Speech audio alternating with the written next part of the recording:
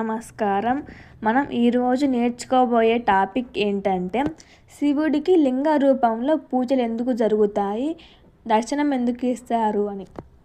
లింగం అంటే సంస్కృతంలో లిం అంటే సృష్టి, గా అంటే లయం, లయం అంటే లీనమవ్వడం, అంటే సర్వ సృష్టి ప్రారంభమైన మళ్ళీ లీనమయ్యే రూపం, అదే లింగం.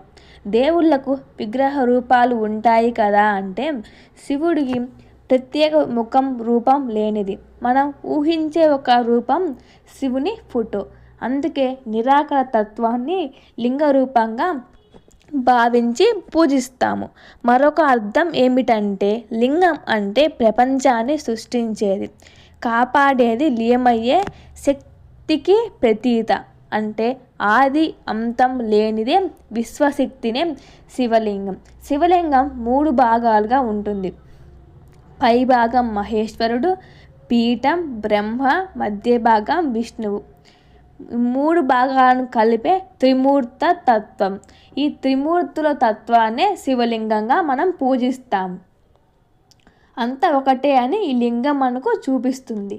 ఈజీ వే తెలుసుకోవాలంటే, శివుడు ప్రపంచాన్ని సృష్టించి కాపాడి చివరకు లయమయ్యే పెద్ద శక్తి.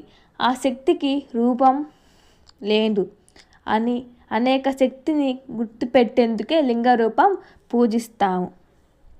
లింగాలలో ఇంకా అగ్ని రూపం, పృథ్వీలింగం, వాయులింగం, సూర్యలింగం, అవి ఏంటో నెక్స్ట్ వీడియోలో తెలుసుకుందాం. ఇంకా శివుడి లింగ రూపంలో పూజించడం ప్రపంచంలో అందరూ స్త్రీలు శివుణ్ణి చూసి మోహించడం వల్ల అనుకుంటారు, కానీ అది ఒక ఊహ, అంతేగాని అది నిజం కాదు. Thank you for watching. ఈ వీడియో మీకు నచ్చినట్టయితే సబ్స్క్రైబ్ చేయండి. Please share and subscribe and like.